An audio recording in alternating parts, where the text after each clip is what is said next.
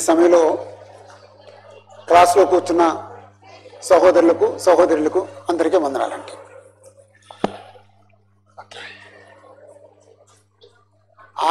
ఆఖరి పాఠాన్ని ఆలోచిందండి. అంటే ఇది పెద్ద పాఠం కాదు,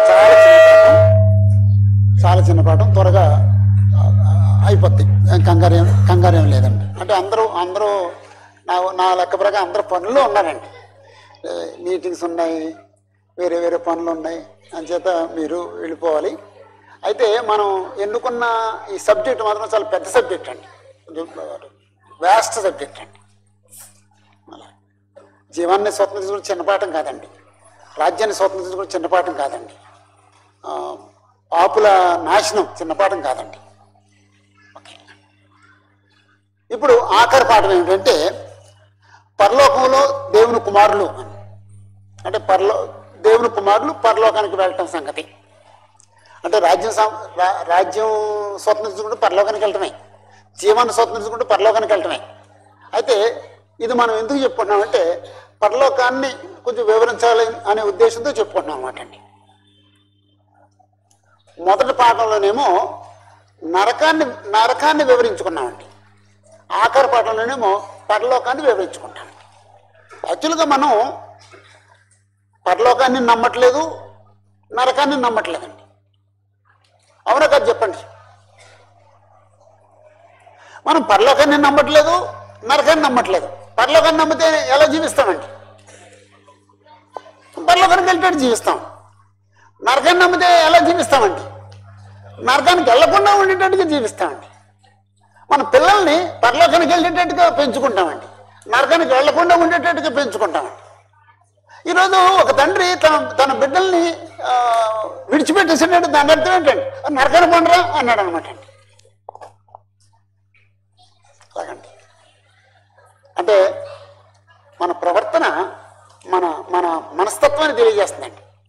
నేను పరలోకాన్ని నమ్ముతున్నాను, నా పిల్లలు పరలోకానికి వెళ్ళాలని కోరుకుంటున్నానండి. నేను నరకాన్ని నమ్ముతున్నానండి, నా పిల్లలు నరకానికి వెళ్ళకూడదని కోరుకున్నానండి. కఠినంగా అలాగే కోరుకున్నానండి. ఒకవేళ నువ్వు పరలోకాన్ని నమ్మితే నువ్వు పరలోకానికి వెళ్ళేటట్టుగా బ్రతుకుతావు, నరకాన్ని నమ్మితే నువ్వు నీ పిల్లలు నరకానికి వెళ్లకుండా ఉండేటట్టుగా బ్రతుకుతావు. ఈ పాఠాల్లో ఒక 6 మాటలు ఉన్నాయండి. ఆ మాటలు చూపిస్తాడు జీవన్ చూపిస్తున్నాడు. ఎవరు చూపిస్తున్నారు? నువ్వేనా? చూపించు.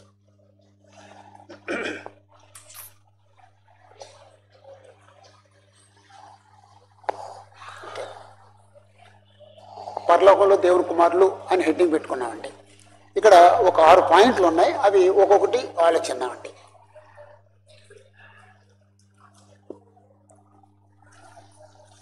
పరలోకంలో కుమారులుగా ఉండుటకు దేవుడు జగత్తు పునాదికి ముందే నిర్ణయించాను. రైటేనండి? దేవుడు పరలోకంలో మనం కుమారులుగా ఉండాలని, అంటే భూమి మీద కుమారులు అవ్వాలి. ఇక్కడ కుమారులు అయితేనే పరలోకానికి వెళ్తారు. అంటే మనం పరలోకాన్ని గురించి మాట్లాడుతున్నాం కాబట్టి పరలోకంలో మనం కుమారులుగా ఉండటానికి దేవుడు జగత్తు పునాది వేయబడకుండా మనల్ని నిర్ణయించారు. అంటే ఎఫెసీ పత్రిక ఆ వచనం వేశామండి. అంటే మనం అందరం ఆయన పరలోకంలో ఉంటాడు, మనం అందరం ఆయనతో పాటు పరలోకంలో ఉండాలని దేవుడు కోరుకుంటున్నాడండి. బానిసలుగా ఉండాలని కోరుకుంటలేదండి, సేవకులుగా ఉండాలని కోరుకుంటలేదండి, కుమారులుగా ఉండాలని కోరుకుంటున్నాడండి. రెండో పాయింట్ అండి, మన నిర్మాణంలోనే ఆదికాండం 2:7 దేవుడు మనల్ని ఎలా నిర్మించాడో చదువుతామండి. నేలమంటితో నరుడిని నిర్మించి వాని నాసికానందంలో జీవాన్ని వదుగా నరుడు జీవాత్మాయను. మన నిర్మాణాన్ని గురించి ఆదికాండం 2:7 చదువుతామండి.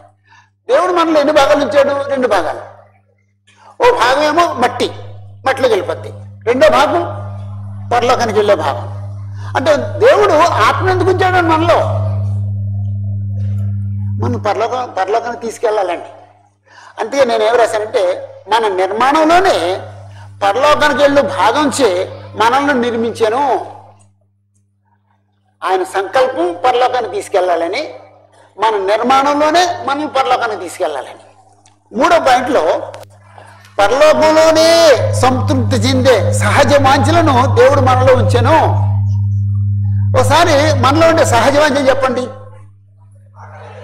ఆకలి దప్పిక. ఇది భూలోక సంబంధమైనవా పరలోక సంబంధమైనవా? భూలోక సంబంధమైనవి. లైంగిక వాంఛ భూలోక సంబంధమైంది. తర్వాత అండి సహవాసం, లేకపోతే సాంఘిక అంగీకారము. సాంఘిక అంగీకారము భూమి మీద నెరవేర్చబడదండి. ఎక్కడ నెరవేర్చబడదండి? పరలోకంలోనే అందుకని పరలోకంలోనే.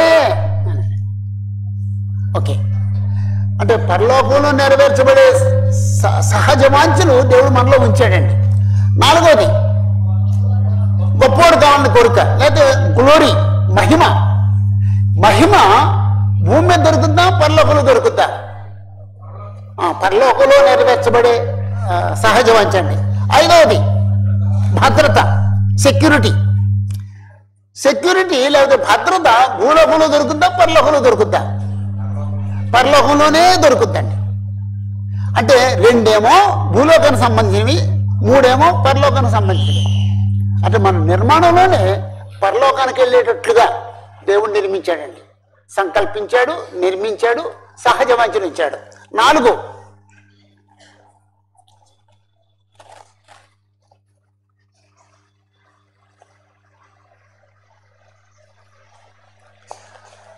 పరలోకమునకు వెళ్ళగలిగినట్లు పాపులైన మనల్ని క్రీస్తు ద్వారా రక్షించెను. గల దేవుడు మనల్ని రక్షించకపోతే పరలోకానికి వెళ్తామండి. కాబట్టి యేసుప్రభు మన కోసం ప్రాణం పెట్టారు, మనల్ని రక్షించారంటే ఎందుకండి? పరలోకాన్ని తీసుకెళ్తానికండి. యేసుప్రభు చనిపోకపోతే, మనం ఆయన రక్తంలో కడగబడకపోతే పరలోకం ఆశ లేదండి. 5 పరలోకం వెళ్ళినట్టుగా సిద్ధపరచడానికి క్రీస్తు సంఘాన్ని స్థాపించను.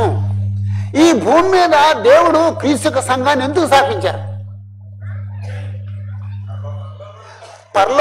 పరలోకంలో సరిపోయేటట్టుగా ఇక్కడ మనల్ని తరబీదు ఇవ్వటానికి, మనల్ని మార్చడానికండి. మన స్థానిక సంఘాలు పరలోకానికి సరిపోయేటట్టుగా పనిచేస్తున్నాయా? మన స్థానిక సంఘాలు పరలోకానికి వెళ్ళే వాళ్ళని తయారు చేస్తున్నాయా? చూడండి, జాగ్రత్త. మరి క్రీస్తు సంఘ వాతావరణాన్ని ఎవరు పాడు చేయకూడదండి. క్రీస్తు సంఘాన్ని ఎవరు పాడు చేయకూడదండి. క్రీస్తు యొక్క సంఘాన్ని ఎవరైనా పాడు చేస్తే భయంకరమైన పదం వాడాడండి, దేవుడు వాణిని పాడు చేయను. నువ్వు నాశనం అయిపో, ఏం తప్పలేదు, కానీ క్రీస్తు యొక్క సంఘాన్ని మాత్రం పాడు చేయొద్దు. నువ్వు నాశనం అయిపోతే నీవు ఒక్కడితోనే పోద్ది, కానీ క్రీస్తు యొక్క సంఘాన్ని పాడు చేస్తే 100 మంది నాశనం అయిపోతారు. క్రీస్తు సంఘాన్ని పాడు చేయొద్దు. నువ్వు నీకు గిట్టితే ఉండు, గిట్టకపోతే బయటకు వెళ్ళిపో, అంతే తప్ప అక్కడున్న వాతావరణం మాత్రం కలుషితం చేయొద్దు. ఎప్పుడు ఏ సహోదరుడి గురించి చెడ్డ మాట ఇంకొకరితో చెప్పొద్దు. ఇప్పుడు నేను ఆయన్ని ఎంతో గౌరవిస్తానండి. ఆయన వచ్చి జాషువా గారు ఎలాంటి తెలుసా అన్నాడండి. లేకపోతే ఈయన నా దగ్గరకు వచ్చి ఆడెవడు ఐజాక్ ఎలాంటి తెలుసా అన్నాడండి. ఇంతవరకునేమో ఎంతో ప్రేమిస్తున్నానండి, ఇక్కడి నుంచి ఎలా చూస్తానండి ఆయన్ని, చెడ్డగా చూడటం ప్రారంభిస్తానండి. జస్ట్ ఒక మాట. ఇలా ఎంతమందిని నాశనం చేస్తున్నాడు మనం. ఇప్పుడు మనం క్రీస్తు సంఘాలు కట్టేవాళ్ళమా నాశనం చేసేవాళ్ళమా? యేసుప్రభుకు సహకారులమా, లేదా యేసుప్రభు చేసిన పనిని కూల్చేసేవాళ్ళమా? ఎవరికి అర్థం కావట్లేదండి. క్రీస్తు సంఘాలు పాడు చేస్తున్నారండి, వరస్ట్ చేసేస్తున్నారండి. అలా వరస్ట్ అయిపోతే అక్కడి నుంచి పరలోకానికి వెళ్ళే వాళ్ళు తయారెవరు?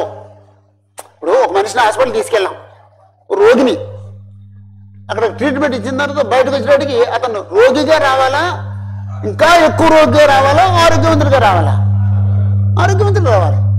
ఇంకా రోగి అయిపోతాడంటే ఆ హాస్పిటల్ మంచిది కదన్నమాట అండి. క్రీస్తు సంఘం నుండి ఒక మనిషి క్రీస్తు సంఘంలో పరలోకానికి వెళ్ళేటట్టుగా తయారవ్వాలండి. ఇంకా వర్స్ట్గా తయారైపోతే అంతే కదండి. జాగ్రత్త అండి. 6 6 పరలోకములకు సరిపడు మహిమ శరీరమును మృతుల పునరుద్ధానంలో లేక జీవ పునరుద్ధానంలో మనకు అనుగ్రహించాను. ఈ శరీరం పరలోకానికి వెళదాం కాబట్టి దేవుడు ఏం చేస్తున్నాడండి, పరలోకానికి వెళ్ళి పరలోకంలో సరిపోయే శరీరాన్ని ఇస్తున్నాడండి. అంటే ఇప్పుడు ఎంత రీజనబుల్గా ఉందో చూడండి. అసలు మళ్ళీ మొదటి నెంబర్ 1 చూపించు. మనల్ని పరలోకాన్ని తీసుకెళ్ళడానికి సంకల్పించారు, పరలోకానికి వెళ్ళే ఆత్మ అనే భాగాన్ని ఉంచారు, పరలోకంలో సరిపోయే అదేది సహజ వాంఛలు ఉంచారు. 4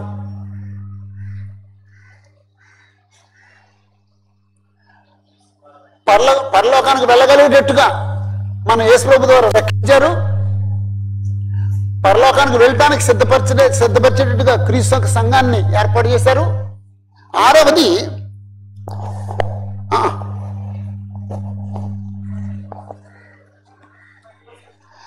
పరలోకానికి సరిపోయేటట్టుగా మహిమ శరీరాన్ని మృతుల పునరుద్ధానంలో దయచేస్తున్నారు. అంటే ఒక 6 పాయింట్లు మనం చదివామండి. అంటే ఎంత కరెక్ట్గా ఉన్నాయో చూడండి. అంటే పరలోకం మనందరూ పరలోకం తీసుకెళ్ళాలనే భావం దేవుడికి జగత్ పునాది వేయబడుకునిపై ఉందండి.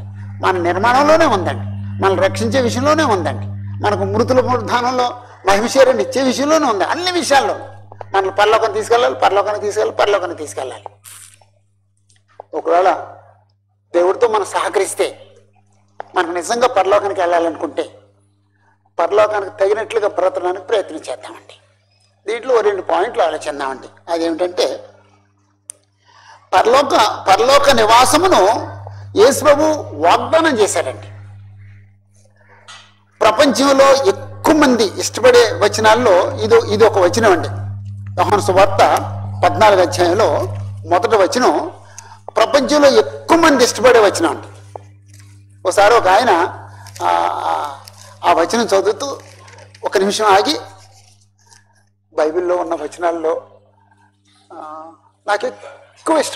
నేను ఎక్కువ ఇష్టపడే వచనం ఇది అని చెప్పి అప్పుడు చదివాడండి. అంటే మనం ఫీల్ అవ్వగలిగితే అద్భుతమైన వాగ్దానం ఉందండి, అద్భుతమైన నిరీక్షణ ఉందండి. ఏంటండి, మీ హృదయములను కలవరపడనీకుడి. యేసుప్రభు వెళ్ళిపోతారు అని చెప్తుంటే శిష్యులు అయోమయంగా ఉన్నారండి. వెళ్ళిపోతాడంటే ఎక్కడికి వెళ్ళిపోతాడు ఈయన, నేను వెళ్తాను కానీ మీరు నా దగ్గర రానంటే ఎక్కడికి వెళ్ళిపోతాడు, మనకు కనపడగా ఎక్కడికి వెళ్ళిపోతాడు, చాలా సందిగ్ధంలో పడిపోయారండి వాళ్ళు. అంతే యేసుప్రభు అన్న మీరు మీ హృదయాన్ని కలవరపడినవద్దు. ఒకవేళ ఇది మనకెలా వర్తిస్తుంది అంటే చనిపోయిన తర్వాత ఏమైపోతాం, కలవరపడినవద్దు.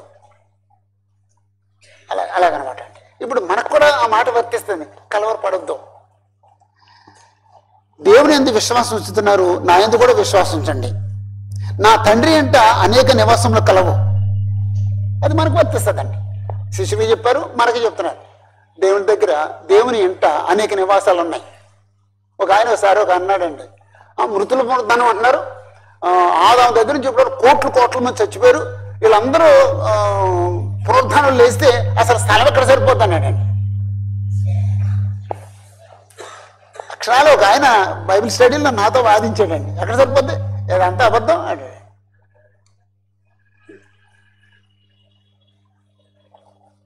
నా తండ్రి ఇంట అనేక నివాసంలో కలవు, లేకపోతే నేను చెప్పుందును, ఉన్నాయి కాబట్టి నేను చెప్తున్నాను. మీకు స్థలం సిద్ధపరచ వెళుచున్నాను. ఇప్పుడు 12 మంది అప్పసులకైనా మనకు కూడానా, మనందరికైనాండి. యేసుప్రభు వెళ్ళింది మనకు స్థలం సిద్ధపరచడానికి. ఎక్కడో తెలియదు, మాకు ఎలాగెళ్ళాలో తెలియదు అంటే నేను వస్తాను, నేను వచ్చి మిమ్మల్ని తీసుకెళ్తాను, నేను ఉండే చోట మీరు ఉండేటట్టుగా మిమ్మల్ని తీసుకెళ్తాను. ఎంత అదనకైనా మాట్లాడి, నేను వెళ్ళి మీకు స్థలం పరిచిన ఎడల నేనుండు స్థలములో మీరును ఉండులాగున మరలా వచ్చి నా యొద్ద ఉండుటకు మిమ్మల్ని తీసుకుని పోవుదును. నేను మరలా వస్తాను, నేను ఉండే చోట మీరు కూడా ఉండేటట్టుగా మిమ్మల్ని తీసుకెళ్తాను. ఎంత ఆదరణకరం మాట్లాడినవి. కాబట్టి ఈ 14:1 వచనాల్లో 1-3 వచనాల్లో యేసుప్రభు చెప్పిన ఆదరణకరమైన మాట మనం చదివామండి. ఒకవేళ ఈ వచనాన్ని చదివితే మనకు నిరీక్షణ కలుగుతాయి. క్రైస్తవ జీవితంలో మూడు మూడు ఉండాలండి. ఒకటి విశ్వాసము, ప్రేమ, నిరీక్షణ. విశ్వాసము, ప్రేమ, నిరీక్షణ. తెస్సలోనికలో సంఘంలో ఈ మూడు ఉన్నాయండి. మొదటి తెస్సలోనికలో చదివితే మూడు ఉంటాయండి. విశ్వాసం ఉంటుంది, ప్రేమ ఉంటుంది, నిరీక్షణ ఉంటుంది. రెండవ ఉత్తరం రాసినప్పటికీ విశ్వాసం ఉంటుంది, ప్రేమ ఉంటుంది, నిరీక్షణ ఉండదు. లేకపోతే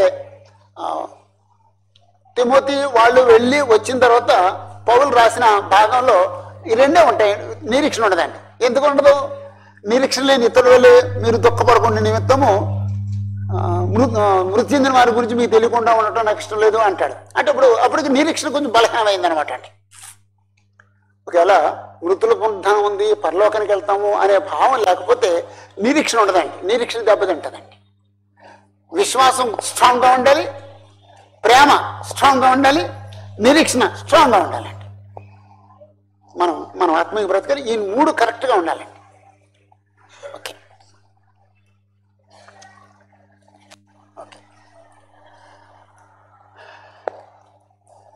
పరలోకానికి ఏదన్నా పేరు పెడితే బాగుంటుందేమో. రమ్యమైన పరలోకం అంటే బాగుంటుందా? ఎవరైనా సజెస్ట్ చేయండి. పరలోకం యొక్క గొప్పదాన్ని వివరించడం ఏదైనా పదం వాడండి. కవి గారు, పరలోకాన్ని వివరించడానికి ఏదైనా ఒక మంచి పదం.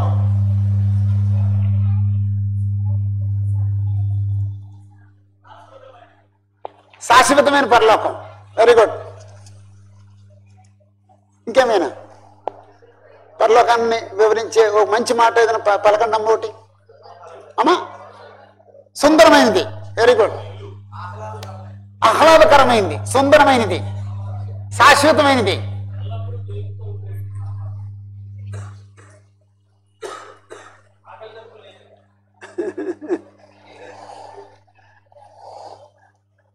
ఇంకేమండి? ఓకే,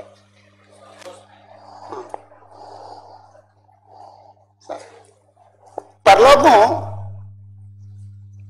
గొప్ప ప్రదేశం, మహోన్నతమైన ప్రదేశం.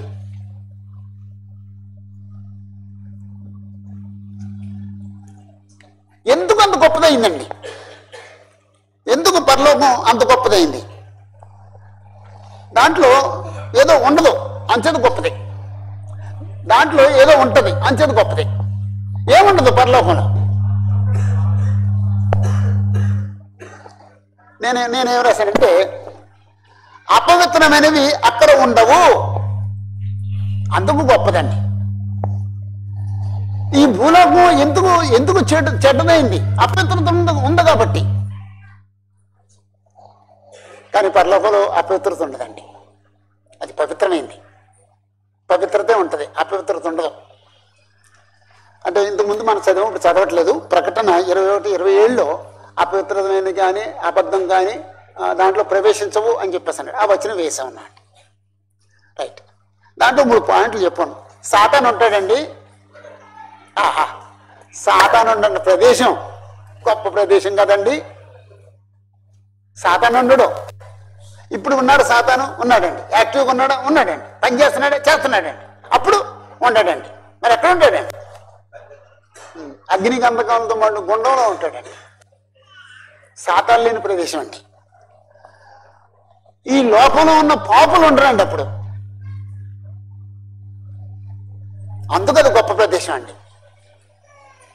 లోకంలో ఉన్న పాపులు అంటే, ఇప్పుడు మనం అంతకుముందే వాళ్ళతో కలిసి తిరిగాం, ఇప్పుడు మనం మారు మనసు పొందాం. వాళ్ళేమో మార్నింగ్ షోకి రమ్మంటున్నారు. నేను రాను, యశ్వరూపు నమ్ముకున్నాను అంటున్నాం. భక్తుడు అని చెప్పి నేలకోవడం చేస్తారు, వాళ్ళు ఏడిపిస్తున్నారు. వాళ్ళు కానీ ఆ రోజుని వాళ్ళు ఏడిపించే వాళ్ళు ఉండరండి. 3 సంఘంలో ఉన్న దుర్నీతి పనులు అప్పుడు ఉండరండి. అంటే యాక్చువల్గా మనం రెండో పాటలు చెప్పుకున్న మాటలు ఇవి. సాతాను ఉండడు, లోకంలో ఉన్న పాపులు ఉండరు, సంఘంలో ఉండే దుర్నీతి పనులు ఉండరు. కాబట్టి అది గొప్ప ప్రదేశం అండి. మరి ఎవరుంటారో ప్రకటన 21:3-4 వచనాలు చదువుదామండి. ప్రకటన 21:3-4 వచనాలు.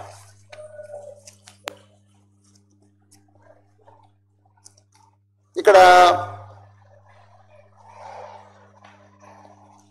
7 పదాలు 7 విషయాలు వివరించబడ్డాయి. ఒకసారి చూద్దామండి. 3వ వచనం, అప్పుడు ఇదిగో దేవుని నివాసము మనుషులతో కూడా ఉన్నది. అంటే 2వ పాయింట్లో అక్కడ దేవుడు ఉంటాడు అని చెప్పేసి అని నేను రాసి వచనం వేశానండి. ప్రకటన 21, 3, 4 వచనాలు. 1, దేవుని నివాసం మనుషులతో కూడా ఉంటుంది. అసలు ఊహించండి ఒకసారి, ఒకవేళ మనం పరలోకానికి వెళ్ళిన తర్వాత మనతో పాటు దేవుడు ఉంటే, దేవుడు మనం కలిసి ఉంటే ఎలా ఉంటుందో చూడండి. పూర్వకాలం అయితే దేవుడు ఆ ప్రదేశానికి వచ్చాడు అనుకోండి, అక్కడ ఉండే పాపులందరూ కాలిపోతారు, చచ్చిపోతారు. అప్పుడు దేవుడు పరిశుద్ధుడు, మనం పరిశుద్ధులు, కాలిపోమండి. ఇప్పుడు దేవుడు మన మధ్యన దిగినా మనం చూడలేము, ఎందుకంటే భౌతిక నేత్రాలతో ఆయన చూడలేం. అప్పుడు ఆయన ఆత్మస్వరూపి, మనం ఆత్మస్వరూపులు ఉంటాం కాబట్టి మనం కలిసి ఉంటామండి. అది అందట్లేదండి, ఊహంగా అందట్లేదండి. పాత మందల కాలంలో దేవుడిని దిగితే భయపడిపోయారండి మనుషులు. ఇప్పుడు భయపడం. పూర్వకాలంలో ఇప్పుడు కూడా మనం ఎవరూ దేవుడిని చూడం, కానీ ఆ రోజు చూస్తాం, ఎందుకంటే ఆత్మరూపులుగా ఉంటాం కాబట్టి. దేవుని అక్కడ రాయబడిన మాట ఏంటంటే దేవుని నివాసము మనుషులతో కూడా ఉన్నది. అంచేత అది మన ఊహకందనంత సంగతి అండి. కానీ అర్థం చేసుకోగలిగితే మాత్రం అంతకు మించిన ఆనందం లేదండి.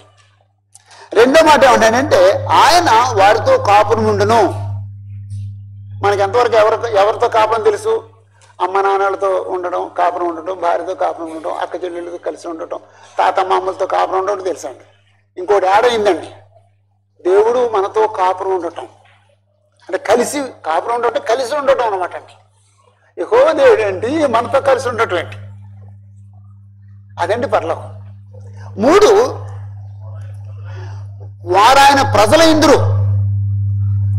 అంటే మొదటి నుంచి కూడా దేవుడి వాగ్దానం చేస్తున్నాడు, నేను మీకు తండ్రిగా ఉంటాను, మీరు నాకు ప్రజలుగా ఉంటారని చెప్పేసి అని ఇర్మియాలోను, హెజ్కేల్లోను, హోషియాలోను ఇలాగా ఇంచుమించు పాఠన మందిరంలో చాలా చోట్ల చెప్పాడండి. అక్షరాల క్రీస్తు యొక్క సంఘంలో నెరవేరిందండి. కానీ క్రీస్తు సంఘంలో కూడా మనం కొంతకాలం ఆయన కుమారులుగా ఉండి ఆయన విడిచిపెట్టేసే ప్రమాదం ఉందండి. కానీ పరలోకానికి వెళ్ళిన తర్వాత ఎన్నడూ శాశ్వతం ఆయన విడిచిపెట్టడండి, ఆయన మనల్ని విడిచిపెట్టడండి. వారాయన ప్రజల ఇందురు, దేవుడు తానే వారికి దేవుడై ఉండి వారికి తోడై ఉండును. లేకపోతే 5, ఆయన వారి కన్నుల ప్రతి బాష్పబిందును తుడిచివేయును. ఇప్పుడు శరీరంలో ఉన్నప్పుడేమో మనకు ఏదైనా కష్టం వస్తే ఏడుస్తాం, అక్కడ శరీరం ఉండదు, కళ్ళు ఉండవు, నీళ్ళు ఉండవు. మరి ఏంటండి ప్రతి బాష్పబిందును తుడిచేయటం ఏంటండి? దేవుడు మనల్ని ఆదరిస్తాడు అనండి, ఆదరిస్తాడు అంటే సంపూర్ణమైన ఆదరణ దేవుడి దగ్గర మనకు దొరుకుద్ది. మరణం ఇక ఉండదు. ఇప్పుడు మరణ భయం, అందరికీ మరణ భయం ఉంది, చచ్చిపోతామని భయం అందరికీ ఉందండి. లేనో ఎవరున్నానండి, అందరికీ భయం ఉందండి. అప్పుడు మరణం ఉంటుందండి, పరలోకానికి వెళ్తుంది ఉండదండి. అందుకు పరలోకం గొప్ప స్థలం, గొప్ప ప్రదేశం. అక్కడ ఇంకో మాట అన్నాడండి, దుఃఖమైనను, ఏడ్పైనను, వేదనైనను ఇక ఉండదు. ఇక దుఃఖించవలసిన పరిస్థితి ఉండదు, ఏడవలసిన పరిస్థితి ఉండదు, ఎటువంటి వేదన ఉండదు. అలాంటిది పరలోకం. ఇదిగో దేవుని నివాసము మనుషులతో కూడా ఉన్నది, ఆయన వారితో కాపురం ఉండను, వారు ఆయన ప్రజల ఇందురు, దేవుడు తానే వారి దేవుడై ఉండి వారికి తోడై ఉండును. ఆయన వారి కన్నుల ప్రతి బాష్పబిందును తుడిచివేయును. మరణము ఇక ఉండదు, దుఃఖమైనను, ఏడుపైనను, వేదనైనను ఇక ఉండదు. ఇది పరలోకంలో ఉండే అంటే మెరుగైన స్థితి. ఇంకా ఎవరు ఉంటారటండి. ప్రకటన గ్రంథం 21, 23లో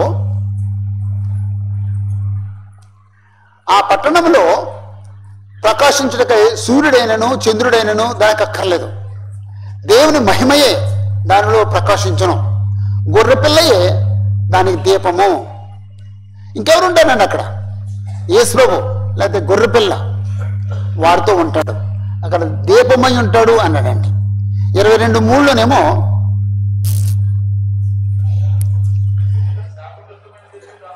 ఇక మీదట శాపగ్రస్తమైంది ఏది దానిలో ఉండదు.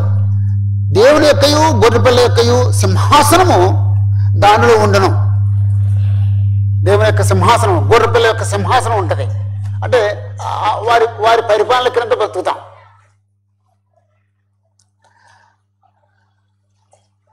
జీవవృక్షం అక్కడ ఉంటుంది అని చెప్పేసి అన్నాడండి. జీవవృక్షం ఏదైనా తోటలో జీవవృక్షాన్ని ముట్టుకోకుండా దేవుడు ఆఫ్ చేశాడండి. కానీ ప్రకటనలో జీవవృక్షాన్ని, పరలోకంలో జీవవృక్షం ఉంది అంటాడండి. అంటే ఆకలి ఉంటుందా? ఆ పళ్ళు కోసి తింటామా? అక్కడ యాక్చువల్గా అక్షరార్థం కాదు. జీవవృక్షం అంటే అక్కడ అక్షరార్థం కాదు, నిత్యజీవం ఉంటుందని. మనం ఆల్రెడీ నిత్యజీవం స్వతంత్రించుకుంటూ గురించి మాట్లాడాం. కాబట్టి ప్రకటనలో 2 అధ్యాయంలోనూ ఆ మాట వాడారు. 22:2లో కూడా మాట వాడాడండి. 22:2లో ఆ పట్టడపు రాజు వీధి మధ్యను ప్రవచించును లేకపోతే ప్రవహించును. ఆ దూత చెప్పాను, ఆ నది యొక్క ఈవలను ఆవలను జీవవృక్షం ఉండెను. అది నెలకు ఫలించుచు 12 కాపులు కాయను. జీవవృక్షం ఉండెను. ఆ వృక్షం యొక్క ఆకులు జనములను స్వస్థపరచుటకై వినియోగించును. అంటే జీవవృక్షం ఉంటుంది అని చెప్పేసి అన్నాడండి. అంటే యాక్చువల్గా అక్షరార్థం కాదు, ప్రకటన అలంకారిక భాషలో రాయబడింది. జీవవృక్షం అంటే నిత్యజీవం దొరుకుద్ది అని చెప్పేసి, నిత్యజీవం స్వతంత్రించుకుంటాం. అంటే అక్కడ దేవుడు ఉంటాడు, యేసుప్రభు అక్కడ ఉంటాడు, జీవవృక్షం అక్కడ ఉంటుంది. 2 పేతురు 3 అధ్యాయంలో ఒక అద్భుతమైన పదం వాడాడండి. 2 పేతురు 3వ అధ్యాయం 13వ వచనంలో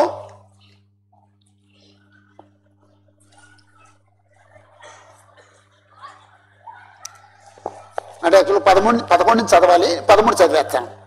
అయినను మనం ఆయన వాగ్దానం బట్టి కొత్త ఆకాశం కొరకును క్రొత్త భూమి కొరకును కనిపెట్టుచున్నాము, వాటి యందు నిత్యజీవం ఉండను. సారీ నీతి నివసించును. ఏంటండి పరలోకం యొక్క గొప్పతనం ఏంటండి? నీతి నివసిస్తుంది. పాపం ఉండదు, పాపం చేసేవాళ్ళు ఉండరు. పాపం చేసేవాళ్ళు ఏమైపోయారు? నరకానికి వెళ్ళిపోయారు. పరలోకంలో పాపం చేసేవాళ్ళు ఉండరు. దేవుడైన యెహోవా ఎలాగైతే పరిశుద్ధుడై ఉన్నారో, యేసుప్రభు ఎలాగైతే పరిశుద్ధుడై ఉన్నాడో, పరిశుద్ధాత్మ ఎలాగైతే పరిశుద్ధుడై ఉన్నాడో, ఎవరన్నా ఒక పేరు చెప్పండి. ఎవరన్నా ఒక పేరు చెప్పండి. ఏంటండి? ఎవరి పేరే కాదు, మీ పేరు చెప్పండి. శ్రీను పరిశుద్ధుడే అంటాడు, యెహోవాలాగా పరిశుద్ధుడే అంటాడు. ఇప్పుడేమో యెహోవాలాగా పరిశుద్ధుడిగా ఉండడానికి ప్రయత్నం చేస్తున్నాడు. పాత నిబంధన కాలంలోనేమో నేను పరిశుద్ధుని, మీరు కూడా పరిశుద్ధునిగా ఉండండి అని దేవుడు కోరుకున్నాడు. ఇప్పుడేమో ప్రయత్నం చేస్తున్నారు, కానీ అప్పుడేమో పరిశుద్ధులుగా ఉంటాం. అదండి పరలోకం. అక్కడ నీతి నివసిస్తుంది అన్నాడండి.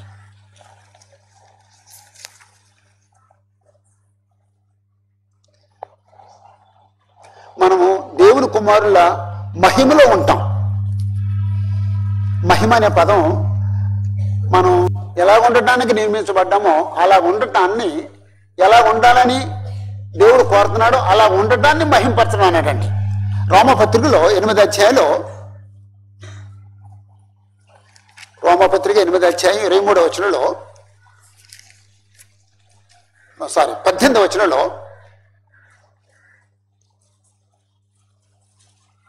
మన ఎడల ప్రత్యక్షం కావు మహిమ ఎదుట ఇప్పటి కాలపు శ్రమలు ఎన్నదగినవి కావు. ఇప్పుడు మనకు శ్రమలు వచ్చినాయి, మనం మహిమ పొందబోతున్నాం. ఈ శ్రమలు గొప్పవా, మహిమ గొప్పదా? మహిమ గొప్పదండి. అంటే ఒకవేళ మనం శ్రమ పడితే ఆ మహిమకు అర్హత సంపాదిస్తాం. ఒకవేళ ఇక్కడ శ్రమ పడకపోతే మహిమ పొందే అర్హత మనకు ఉండదు. కాబట్టి మనం పొందబోయే మహిమ ఎదుట ఇప్పుడు మనం అనిపిస్తున్న శ్రమలు అసలు ఎన్నదగిన కావు అన్నాడండి. 30వ వచనంలో మా అందరికి కంఠస్థ వాక్యం 8:30. మరి ఎవరిని ముందుగా నిర్ణయించానో వారిని పిలిచాను, ఎవరిని పిలిచానో వారిని నీతిమంతులు తీర్చాను, ఎవరిని నీతిమంతులు తీర్చానో వారిని మహింపరిచాను. అక్షరాల ఆ మాట ఇప్పుడు నెరవేరుతుంది అనమాట అండి. మహిమపరిచాను అనే పదం ఇప్పుడు నెరవేరుద్దండి. అంటే పరలోకానికి వెళ్ళిన తర్వాత నెరవేర్చబడుతుంది. ఇంతకుముందు మనం చెప్పుకున్నాం మనలో సహజ వాంఛలు ఉన్నాయి, అవన్నీ పూర్తిగా సంతృప్తి చెందేది పరలోకంలోనే. సాంఘిక అంగీకారం, దేవుడి చేత అంగీకరించబడటం అక్కడ లభిస్తుంది. గొప్పవాడు కావాలని కోరిక అక్కడ లభిస్తుంది. భద్రత అక్కడ లభిస్తుంది. అక్కడ అందరూ నీతిమంతులు ఉంటారు కాబట్టి పాపానికి చోటు ఉండదు, పాపం ఉండదు. అక్కడ మనం పాపం చెయ్యం. పాపం చెయ్యకపోవడం అంటే ఎన్ని సమస్యలు పరిష్కారం అవుతాయో తెలుసండి. పాపం చేస్తే ఏమేమి వస్తున్నాయండి? దోషారోపణ వస్తుందండి, అది ఉండదండి. పాపం వల్ల మరణం, ఆత్మ సంబంధం మరణం వస్తుంది, అక్కడ ఉండదండి. దేవుడితో భయం ఉంటుందండి, అక్కడ లేదండి. దేవుడితో ఎడబాటు అక్కడ ఉండదండి. శ్రమ వేదన అక్కడ ఉండవండి. దేవుడు దూరం అయిపోతాం, అక్కడ ఉండదండి. అడ్డు, పాపం దేవుడికి మనిషికి అడ్డుగా ఉంటది, అక్కడ ఉండదండి. దేవుడు లేకపోతే సులువుగా చిక్కులు పెట్టే పాపం అక్కడ ఉండదండి. అమ్మా ఆత్మమరణం అక్కడ ఉండదండి. అంటే పాపం వల్ల వచ్చే సమస్యలన్నీ అక్కడ ఒకసారి రాసుకుంటే అవే ఉండవండి. అది పరలోకం అండి. ఆ చివరిగా అక్కడ వాడిని మాట ఏంటంటే 21:1 వాడిని పదం ఏంటంటే దాన్ని క్రొత్త ఆకాశము క్రొత్త భూమి అన్నాడండి. ఈ భూమి గతించిపోద్ది, కాలిపోద్ది, మెల్ట్ అయిపోద్ది.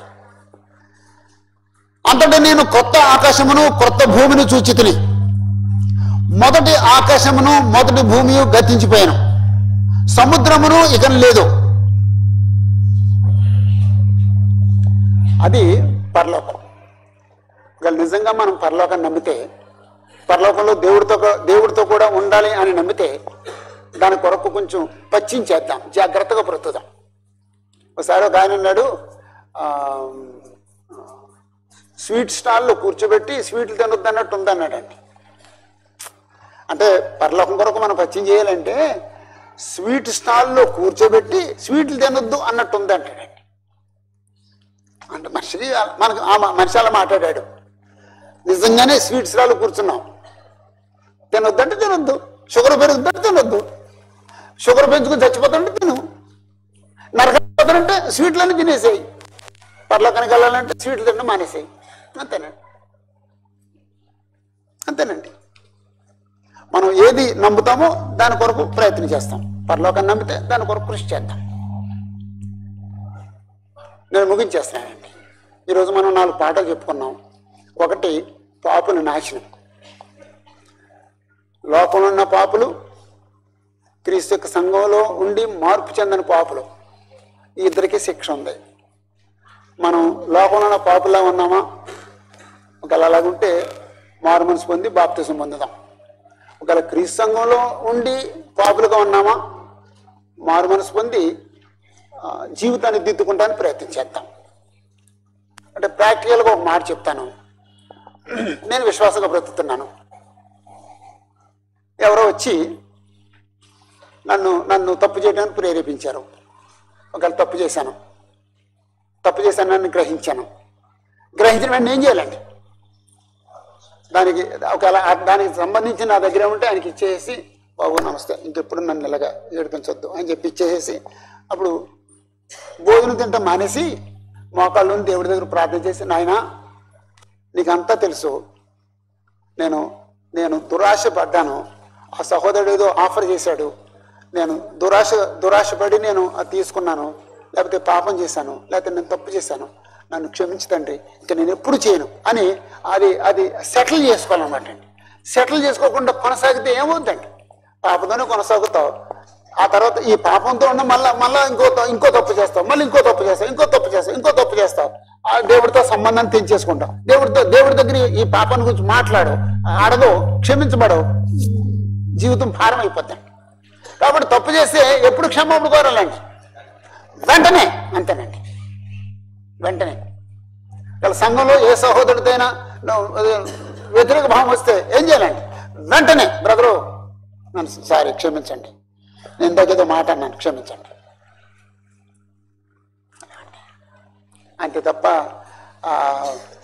క్రీస్తు సంఘంలో ఉండి వాడిని వ్యతిరేకించి వీడి సంగతి చూస్తాను తేల్చుకుంటానని పగబట్టి మళ్ళా వచ్చి ఆదివారం ప్రభురాతం తీసుకుని అయ్యి బాబోయ్ కొన్నిసార్లు వాట్సాప్లు ఇచ్చి ఎంత పాపం కొట్టుకుంటున్నామని మనం. అది తెలిసి చేస్తున్నామా, తెలియజేస్తున్నామా, గర్వంతో చేస్తున్నామా, ఏం చేస్తాడు దేవుడు నన్ను అని చేస్తున్నామా? బాబోయ్ ఏదన్నా ఒక సహోదరుడితో ప్రాబ్లం వస్తే ఎప్పుడు సాల్వ్ చేసుకోవాలండి? వెంటనే. ఇలా భార్యతో సమస్య వస్తే వెంటనే, భర్తతో సమస్య వస్తే వెంటనే, అన్నదమ్ముల మధ్య సమస్య వస్తే వెంటనే సాల్వ్ చేసుకుని దేవుడితో సమాధానం పడాలి. అప్పుడు జీవితం కొనసాగుద్దండి.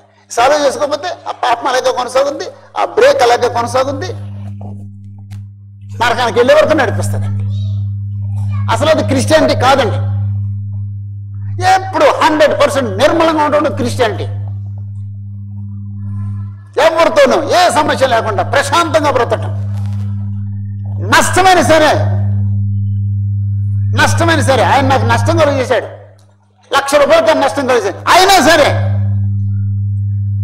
అంటే ఇప్పుడు మళ్ళీ ఇంకో పాఠంలోకి వెళ్ళను. నాకు ₹1,00,000 నష్టం చేశాడు అని క్షమించాలా, నేను పగబట్టాలా? నాకు సమాధానం చెప్పండి విశ్వనాథం గారు. అయ్యా నువ్వు నాకు మోసం చేస్తావు, అది అన్యాయం, నేను క్షమించేశాను, నిన్ను వదిలిపెట్టేశాను, నమస్తే, మనం సహోదరులుగా బ్రతుకుతాం, ఫినిష్. ఆ ₹1,00,000 వదిలిపెట్టేస్తామండి? నా సమాధానం చెప్పండి. అంతే దేవుడు ఇస్తాడండి. బైబిల్లో ఆ మాట ఉందండి, దేవుడు ఇస్తాడు అనే మాట ఉందండి. అలాగండి, అలా సాల్వ్ చేసుకుని ఎప్పుడు పరిశుద్ధంగా బ్రతకండి. పాపం దాచుకోవద్దండి, పాపం ఉంచుకోవద్దండి, కోపం ఉంచుకోవద్దండి, తాగు ఉంచుకోవద్దండి, ప్రతీకార భావం ఉంచుకోవద్దండి, ద్వేషం ఉంచుకోవద్దండి. అది క్రిస్టియానిటీ. ఎప్పటికప్పుడు సెటిల్ చేసుకుందామండి. అయితే నేను సెటిల్ చేసుకుంటే వెళ్ళాను, అతను ఇష్టపడలేదు, మాట్లాడినంటున్నాడు, అప్పుడు వెళ్ళగండి. అప్పుడు దేవుడికి చెప్పుకోవాలండి, నాయన నేను క్షమాపణ కొట్టకు వచ్చాను, నేను ఒప్పుకొని అంటున్నాడు, ఇంకా అది మీరు చూసుకోండి, మీకు నమస్తే అని అది కూడా దేవుడి దగ్గర చెప్పేసుకోవాలండి. అంతే కదండి. అప్పుడు అతను నేను క్షమించను, లేకపోతే నీ దగ్గర రాను, నీతో సమాధానం పడను అంటున్నాడండి. అప్పుడు ఏం చేయాలండి? సమస్త మనుషులతో సాధ్యమైతే శక్యమైతే సమస్త మనుషులతో సమాధానంగా ఉండమన్నాడు. అది దేవుడు తప్పించేయటం అండి. అయ్యా నువ్వు చూసుకో తండ్రి అని వదిలిపెట్టాడు. అలా బ్రతికితే అవుద్దండి, లేకపోతే అవ్వదండి.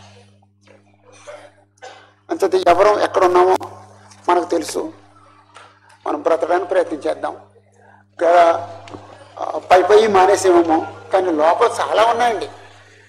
ఆ లోపలివి కూడా తీసేసి బయటికి తీసేయడానికి ప్రయత్నం చేద్దామండి. అంత క్లీన్ చేసుకోవాలండి. పై క్లీన్ చేసుకోవాలి, లోపలివి క్లీన్ చేసుకోవాలండి. అలా చేసుకుంటానికి ప్రయత్నం చేద్దాం. అలా చేసుకుంటేనే మనం పరలోకానికి వెళ్తాం, లేకపోతే పరలోకానికి వెళ్ళమండి. ఈ పాఠాలు మనకు అందరికీ ఉపయోగపడతాయి అనుకుంటున్నానండి. కొంచెం పెద్ద పాఠాలు అయితే పుస్తకం ఇస్తారు, ఒకసారి చదవండి. ఒకవేళ ఇంకా అర్థం కాకపోతే మీ సమీపంలో ఉన్న మీ సువార్థికులను అడగండి, వారి చేత మరలా చెప్పించుకోండి. అప్పుడు మనం అందరం మేలు పొందుతాం. మీరు అందరూ మేలు పొందాలని నేను మనస్ఫూర్తి కోరుకుంటున్నాను. అందరికీ వందనాలు.